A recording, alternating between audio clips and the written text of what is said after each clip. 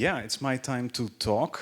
I already spoke a little bit to introduce my composition, and I also hope that my composition spoke for me and for the system and the technology that I'm about to tell you a little bit more about. Yeah, so I'm calling this lecture, or it's actually one of our taglines, like play the space as an instrument. So we approach spatial sound as a creative medium. So we first start to think about sound and how can we be creative with it.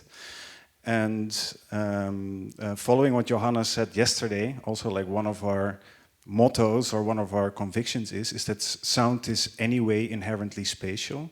So when you think about sound, it's anyway spatial. So when you start about thinking how you can be creative with sound in a space and see it as a medium in a creative way, we want to give like an instrument to the artist or an instrument to the creative engineer. And I'm going to tell you all about it. So my intention is to also show you quite a lot of the software, but I also think it's important for you to understand like what kind of things we do, what kind of projects we develop. So I will try to keep it short, but yeah, I also want to tell you some stuff. So at the core, what we develop is our spatial audio technologies and immersive experiences. So what does this mean? This means that at 4DSOUND we develop our own software tools, of which the 4DSOUND engine is like the standalone application at the center, but there's like more pieces of software and modules around it.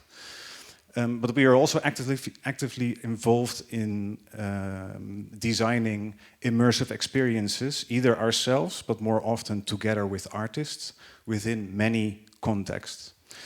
So here on the image you see on the right, well, an image of the software in action. And on the left is a show that we did, this was in 22 at Het Concertgebouw in Amsterdam, like the Royal Concert Hall. There we are doing biannually, no, like every 2 years, I mean, Oral Spaces, which is a 4DSOUND festival, which revolves around our technology, and we invite artists to perform in our system. And in this case, it's Maarten Vos and Bodek Janke, who are doing a live performance in 4DSOUND, combining electronic music, and Bodek Janke is playing percussion. This was like a Sunday morning concert, so quite chill, quite relaxed. And you can see already, at least I will point you, so there are speakers in the space, obviously, but they're suspended from the ceiling. Depending on what kind of speakers we use, we also tend to put speakers in the space. So not only around or above, like the dome here, but also inside of the space. When we use omnidirectional speakers, this allows us to do so. I will not go too deep into it right now. But when we started more than 15 years ago, so the ideas emerged in 2008. The first prototypes were developed from 2008 until 2011. And then we built our first system. So the first 4DSOUND system, which I will show a picture in a moment, which is now in Berlin, we developed in 2012. And it was the first idea was like, how can we work with spatial sound as a creative medium as we more or less experience it in everyday life? And then we thought like, okay, surround is not enough. We also want to have sounds like inside the space.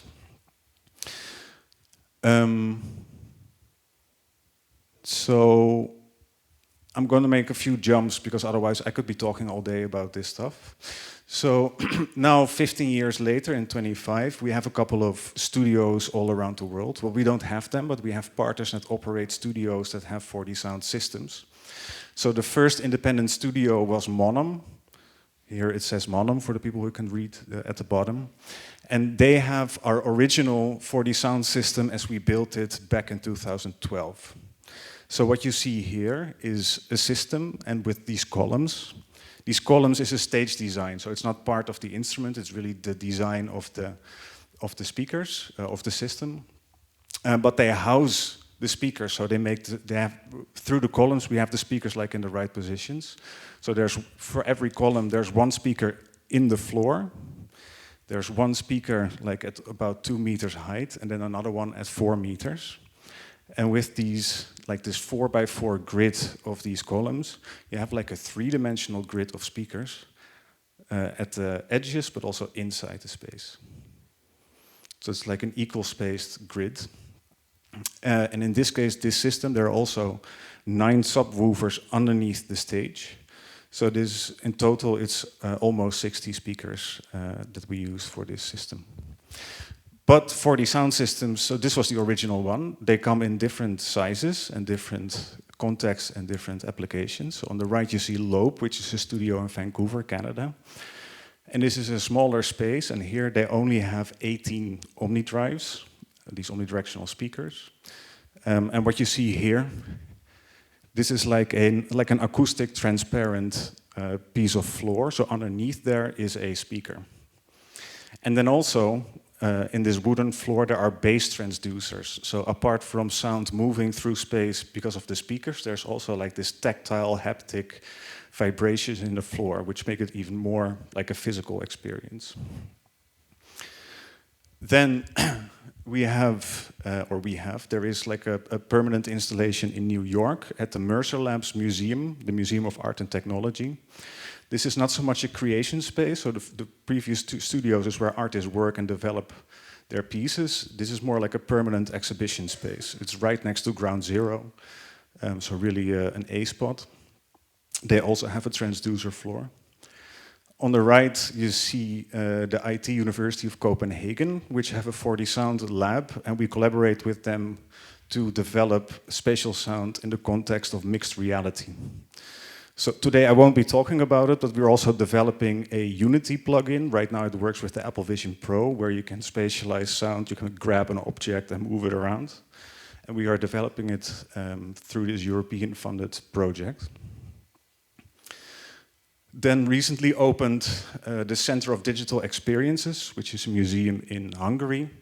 And there are suspended speakers on the ceiling. And here the context is that it's combined with this 360-degree projection, including the floor. So when artists create there, they also it's very new. So they also host like residencies to create work, but you work with the visuals and 4DSOUND at the same time. Same time. And then on the right, so as the introduction already said, I'm also a teacher at the University of the Arts Utrecht. And that's the studio, it's called the Black Box, with all kinds of technologies and multi-speaker systems, and driving it with 4DSOUND software is one of the ways that the students can work with spatial audio, among other technologies. So there are maybe a few more permanent installations, but this gives an overview of the different sizes, the different contexts that we operate in, and together with partners. I'm going to run through a couple of projects because we tend to work a lot within interdisciplinary collaborations. I still enjoy spatial sound, 4DSOUND most when it's just dark and you just listen. However, it's also very exciting to work with well, different kinds of disciplines. So this is part where there are 6 dancers, there's a string quartet, and there's 4DSOUND. And they all are parts like of the choreography of within the space. So, I mean, dancers obviously move around, but also on the left you can see that the musicians from the string quartet are also running around, or they are walking around. And then the spatial sound, so in this case, we have speakers suspended above the floor because the dancers need like a free floor. We can also move sounds around. And roughly the first half of the show is all composed, and then the second half of the show is improvised. So the dancers, the musicians, and in 4DSOUND we improvise what's happening. Another example, we worked with Susanne Ciani. She played her Boeklasint in a muziekgebouw in Amsterdam. Usually she does her quadraphonic show, so her modular synthesizer has a quadraphonic output, and honestly, most of it was still quadraphonic, like we projected quadraphonics in the 4DSOUND system, but there were some additional effects that we used together with her. It was like a one-off show. Oh, that's not true, she also did it in Berlin. Again, something completely different. We worked together with Philip Beasley at the Venice Biennale. And these are designed by Philip Beasley, who is a sculptor, an architect, and artist. He designed and 3D printed his own omnidirectional speakers. And this is an example of where the speaker layout is completely asymmetrical. So this was driven by the design of the sculpture, so not so much optimization for sound. But then within 4DSOUND, you can say, okay, are the speaker positions, and you can still render for such a such a speaker layout. We have done projects. Actually, personally, I was not involved and also not there, but still I wanted to show. This was in Weimar, executed by our partners from Berlin, from Monum Studios, where there is VR or mixed reality. There is, again, a 4DSOUND system with the suspended speakers and also floor speakers, and then also combined with headphones. So, I don't know, like a total immersive experience where also real actors were involved. So it happened both virtually and with real actors and with spatial sound that everyone could hear, but also personalized. We do a lot of experimental electronic music, but also work with like classical music. There was a string quartet before. This is the Alma Quartet playing Beethoven. Sometimes as a company we are in residence ourselves, so we have been at Stone Nest. And we landed there and we organized our own events like in a 5-week period. And we organized concert, listening sessions, there was a conference and also workshops. Christian, who will be talking after me, joined us for the workshop. So we had people literally from all over the world, like up until Australia, like a group of 20, I think, doing a 4DSOUND workshop with us. And Max Cooper played, for who knows him, and Kali Malone. We also do interactive light installations. This is together with Nick Verstand and Salvador Breed. And this is a laser curtain. If you see this image, and so this was surrounded by a bunch of speakers, and soon enough I will tell you about the objects, how they move through the 4DSOUND virtual space.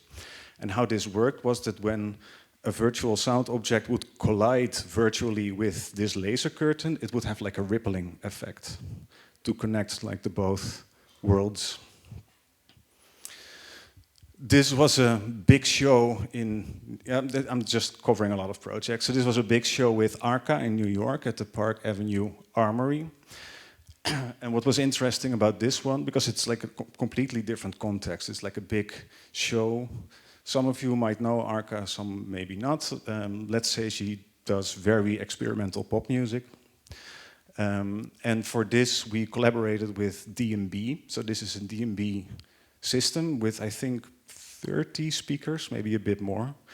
And like the general setting of the concert was driven by DMB itself, but like in a couple of interventions, we used the 4DSOUND software for spatializing her music.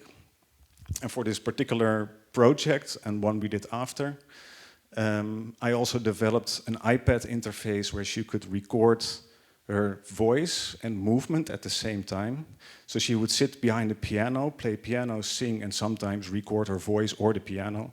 And then when she released the iPad, that movement and sound would travel through space.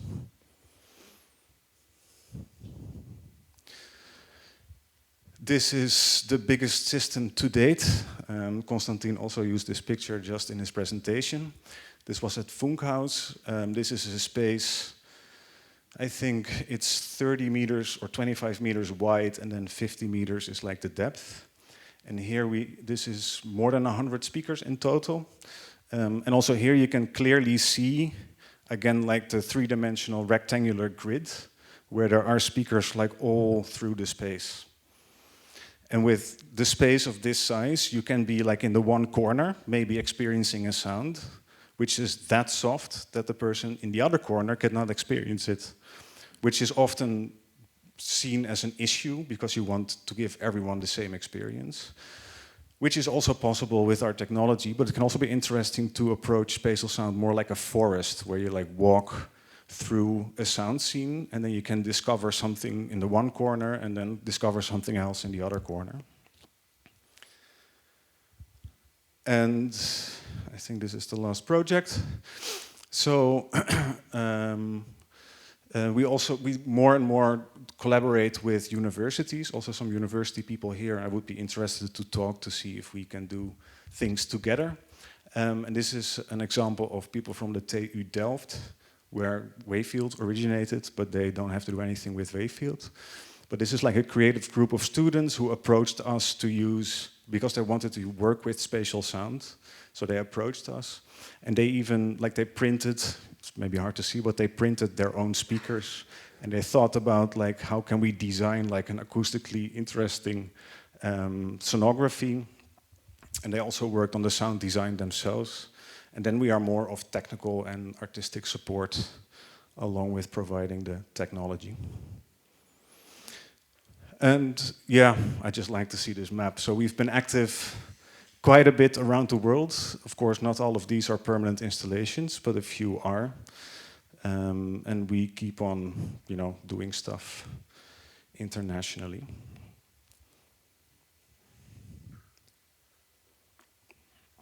Okay, that's enough bragging. So, what was that? Am I still working? Yeah. So, 4DSOUND, play the space as an instrument. That's why I'm here. Yeah, so for us, it's important that maybe also to say, so when we started back in 2008, so with the first ideas, we were interested in spatial sound and multi-speaker installations, and we just found that at that moment in time, I think all of the multi-speaker installations were tied to academia, to universities. So you had Beast, and of course Aircom was doing things, and at the Fraunhofer Institute and some stuff. But very much, like it was not part of the festival scene, or hardly at least. And for us, also, everyone at 4DSOUND is an artist themselves. We all are composers or performers or in electronic music. So for us, it was very intuitive, or it made very much sense to, well, approach it as an instrument and also to make it like a live tool. And just be able to be creative with it, because like a lot of these academic, well, first of all, they were quite far away, but also when we would do a little bit of research in them, it's not really accessible. Like if you open up the router settings in terms of interfaces, that's maybe a bit bold, but. So we were lucky that simultaneously Max for Live was released. Some of you might know it. You can use Max MSP within Ableton Live, which allows you to use Ableton as a music sequencer, and then within Max for Live program your own interfacing inside it for sound and OSC and all this stuff. Before I was already a Max MSP coder, and now we could use Live. So this was like an angel falling from the sky, because this made us decide to start developing our interfaces in Ableton Live. And so already from the start, but as you grow and gain new insights, so what we find important is that our interfaces are intuitive. They should explain themselves, they should not be intimidating, but they should be inviting, it should be clear what happens, like both in terms of control, but also in terms of making sense of what's happening, because spatial audio at the same time is very complicated, but it's also very simple. Like if you think in speakers, it's like, wow, what's happening? But in the end, what you want is a sound moving around, or a nice reverb, or some interesting effect. It's important to us that it's expressive. If you touch a button, something interesting should happen. Either interesting because it's realistic, or just completely crazy, or something in the middle. It should be an expressive instrument. It should be quick and reliable. That relates also to intuitive. But it should not be like too much of a technological hurdle to get to a result, but just open it, start working, and even if you're not, in case of Ableton, not like an expert, you should just be able to quickly use it, and it should also be reliable. High performance is important. We drive many speakers. We also do a lot of live concerts, so low latency is very important. Here I often make the statement that we don't really care about technology because we care more about the experience. But of course you need good technology in order to design good experiences. So I tend to talk maybe a little bit more later, but most often I don't really talk about all the technology that's behind it, but more how you use it. But I can see what questions I get and I can be a bit more elaborate on that. It's playing the space both for musicians, so composers, etc., but also playing the space for creative engineers. And creative engineers can mean two things. Thing one is creative coders. So I was just talking about Ableton Live and Max for Live, but you can create your own interface to work with our system, so you can just do your own custom things.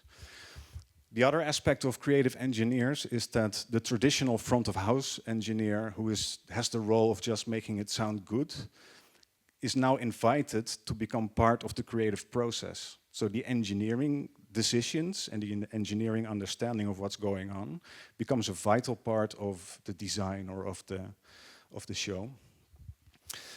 Playing the space as an instrument also means that you understand that the speakers are part of the instrument. Like there's different kinds of software, there's like all these things, and I probably here most of you are aware, but I still find it kind of astonishing that the kind of speakers is not often that much talked about. Like some speakers work differently in different contexts, and how do you make those decisions, and what different kinds of creative output can you have from them, especially with the omnidirectional speakers. So 4DSOUND works with virtually any speaker layout. The composition that I showed you is here being played back on this 32 dome system, but it was composed for a 5x5 speaker matrix.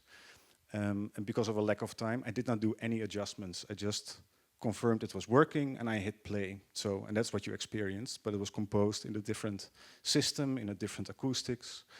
And if I would have had more time, I would have made some adjustments, but it's, it's transferable. We go beyond panning, like a lot of technologies by now do that, but especially back in the days, not too much. So it's still at the core, of course, are objects moving around, but it's also about reverb, it's about integrated effects with complex delays, with granular synthesis. I'm going to show you this. So it goes way beyond just object-based audio. And the last one for here, so beyond object-based audio, we have what we call like an entity-object model. This means that at the core, it's still object-based. You will see it soon enough. There are objects moving through space, and that's how you spatialize sounds. But we add an abstraction layer above it, and what we call a shape, or, well, an entity actually, can have different configurations of objects. So it's not only a mono object, it can be a stereo object, it can be a quad object, it can be a circle, it can be a cube, it can be a swarm, it can be anything. And depending on the sounding result that you want, you can choose for different shapes of entities. Pool. So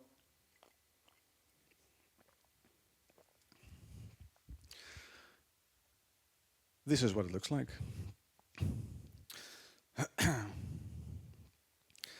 So it's a bit cramped. So normally you would work with, so on the left is Ableton, on the right is the 4DSOUND engine. Normally you would work with Ableton on one screen and then the 4DSOUND engine on an external screen. But I want to show you everything that I'm doing, so like no secrets. And this is my solution to show you everything. So on the right we have, do I have 15 minutes left, is that correct? Or half an hour? 15, oh my God. Oh my God. Sorry? Okay, yeah, okay. Well, I'm going to do my thing. So, we will have, Christian, we are friends, so I can just eat 5 minutes of your time. So, this is the 4D sound engine. It's a little bit low res, but these gray dots are the speakers here in the space. So this represents the space where we are. If I just quickly, by running the speaker test,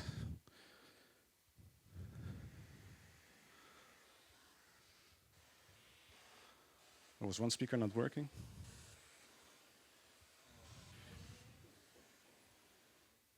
Oh, and these are not active. So this is a very quick noise impression of the system that you are in. And right now, like it's an empty canvas. Also yesterday, the analogy of canvas was used. It's like an empty canvas right now. Here on the right, I have Ableton. And within Ableton, we have Max for Live devices. And by the way, I'm using the latest beta version, which is a bit risky, but I want to show you like the latest stuff. So if something happens, well, then it happens. And here I'm dragging a 4D sound entity in Ableton, and you see the objects. It's a stereo object appearing in the 4D sound engine. So this is over OSC. And now I can move it around and etc. So let me find a sample. I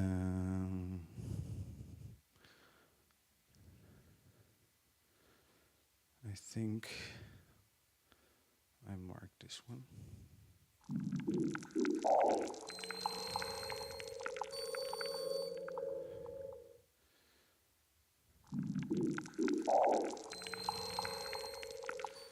Okay, so I deliberately chose for a stereo sample with a lot of stereo information. So it's now in the center of the space, and you can see it's lighting up where there is sound.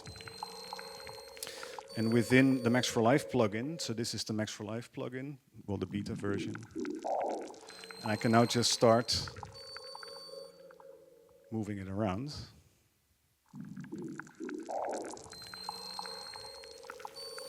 And this stereo signal, I can decide it should be more mono, so I can bring the two objects more together, or widen like the stereo field.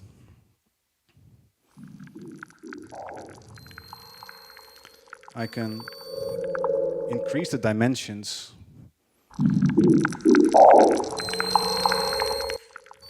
Or make them small again.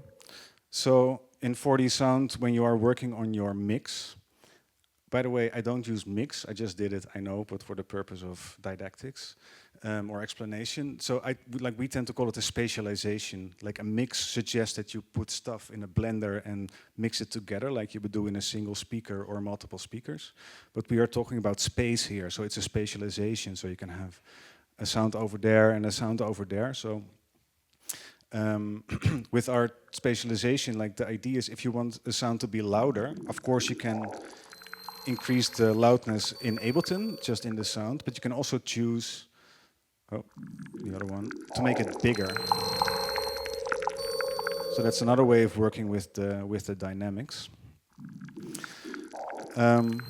It's then quite easy, and I know that there's a little thing I need to do.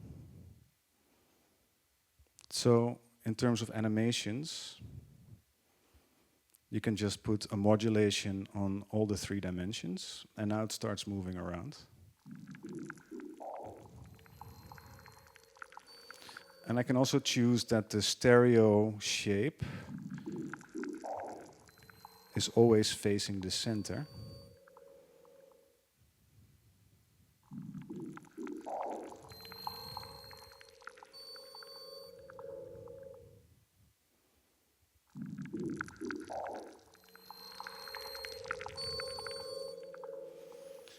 And we have, it was referred to already,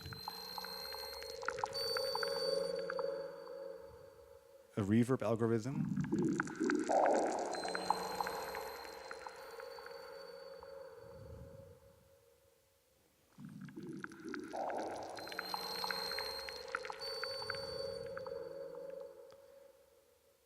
And this reverb is being processed inside the engine. So that's also important to understand that our Max for Life devices, there is no or hardly, well actually no audio processing. It's only an OSC controller to control everything that happens inside the engine. I will just quickly show you, if I go to the parameters tab, so I just created one sound entity. These are all the parameters within a sound entity. So there's position, there's dimensions, but you can also access through OSC all the effects of delays and granulators. This also allows to develop your own tools. Like the standardization of ADM OSC is quite a challenge to us, but I'm actually curious to look into it. So the reverb is being processed inside the 4DSOUND engine. And this means that it allows us to have unique reverb per speaker. So reverb, like in the real world, is infinitely complex because of the complex reflection patterns in space. That's what reverb does. So what you want is to emulate that as good as possible. So every speaker has a slight offset, like a slight chaotic version of the reverb. And then with the reverb, obviously, you can play. You can make it bigger.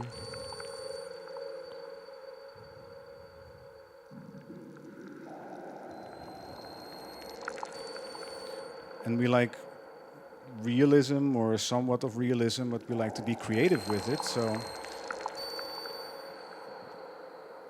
there are all kinds of modulations within the reverb plugin.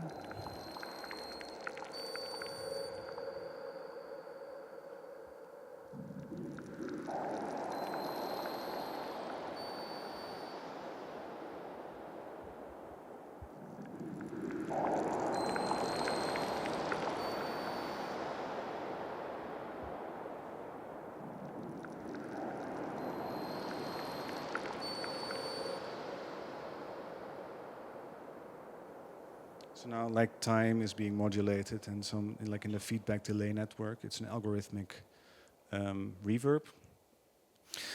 So then, next example, I will create a second sound entity, and let's use a different sample. I have a wood sample. So this is during a rehearsal with the musician, just tapping some wood that we recorded. So let me show you. So this is again initializing as a stereo object. But for instance, what I can do, I can make 4 objects in a row, or a quad, or a circle, or a cube. There's actually more, but in the latest beta version, like the more complex shapes right now are not accessible yet, but they will be there. So now we have a cube with 8 times the same sound, well actually 4 times left and 4 times right. And because they all do the same, it sounds mono. So there's not that much interesting happening. One of the effects that is anyway integrated within the engine, it's maybe, well, let's give it, oh, well, I can show you also a path. Let's do a path, figure of 8. Make it a bit like this, and let's have it go. No, that's not the one I want. Okay, I can make it go up and down, and I want it in one direction, and I want the sample to play again, and loop. Okay, so now it's going up and down.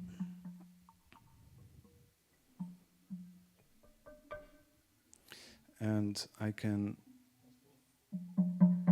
increase the elevation filter.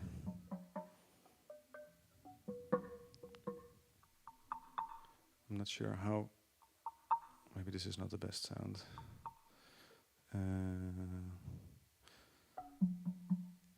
I'll just put it louder.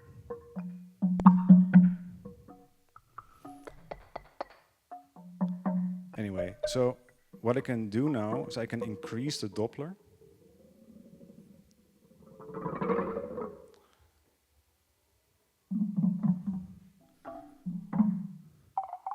Okay, this is not like the most pretty sound, but it shows at least what it's doing. And there's now like a separate Doppler effect for every object within this cube. So that's why you have, okay, it's a bit of ugly pitch. I'm sorry for that, but this is more of a technical showcase.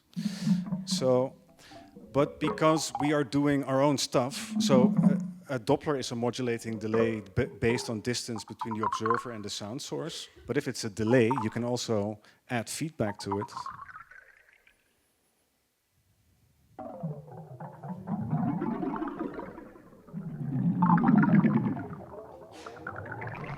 So now it's a Doppler effect per object within one entity with feedback within the Doppler delay. Because why not? And then we have integrated effects like the granulator.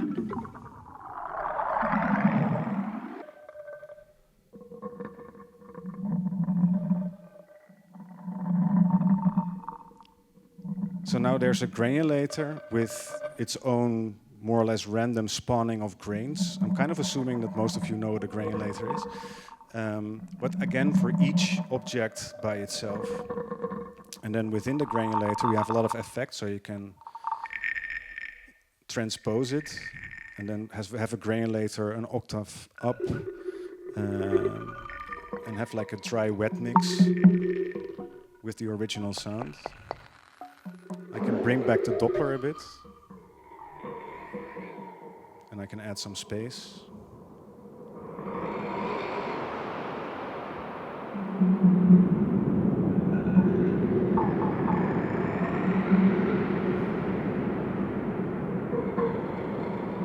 Maybe a lot of space.